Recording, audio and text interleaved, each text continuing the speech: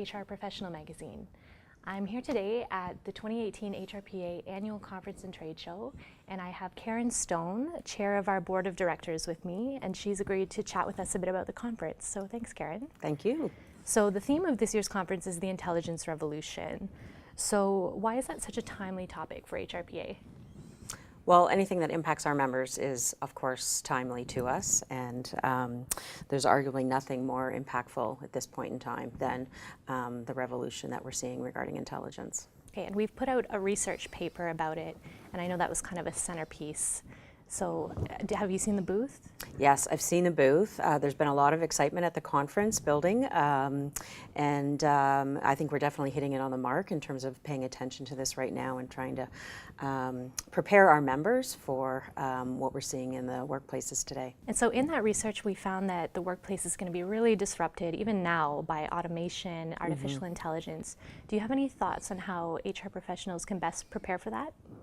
Well, the research is showing that 41% of companies are already adopting some form of intelligence in the workplace.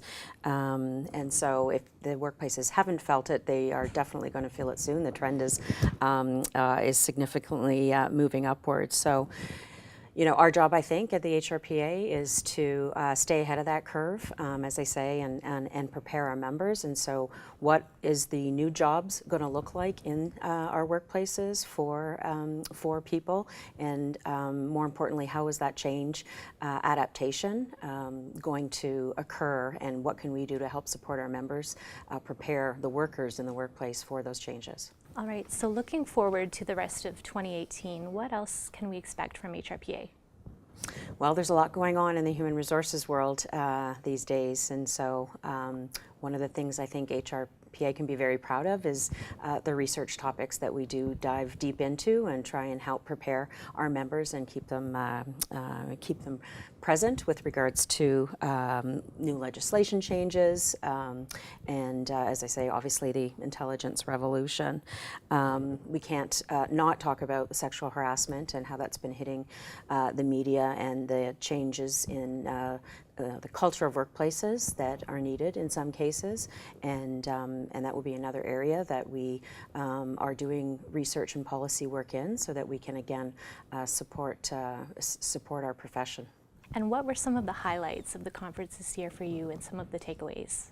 Wow, I was really struck by Adam Grant in our first keynote speak. I thought, and one thing that I hadn't thought of before is the connection to psychological safety in the workplace, which we know is something that every workplace should be thinking about and considering and asking themselves whether or not they have safety in the workplace or not, as it relates to feeling like they can speed up. Adam Grant made the connection between psychological safety and creativity and innovation. That excites me because it's another element to why psychological safety is so important, and basically what can be unleashed in companies in their success, and how we can help doing that by putting the key elements related to psychological safety in the workplace. So that one was a great connection for me in terms of answering the why psychological safety is so important. And you visited the Organ Project booth, our CSR initiative for the year. What did you think? The booth is fantastic. The Organ Project is just something that can't be disputed, and everybody can get their arms around, whether they've had personal experience or know that we're deepening the thinking and thought around why this is so important. And there's just a lot of energy and a lot of opportunity for workplaces to get their arms around this. And we spend so much time in our workplaces.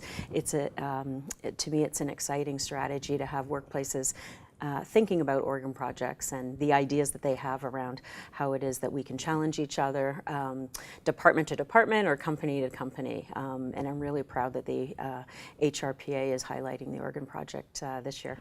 And you had mentioned to me just how blown away you are by all of our volunteers, and you have a message for them?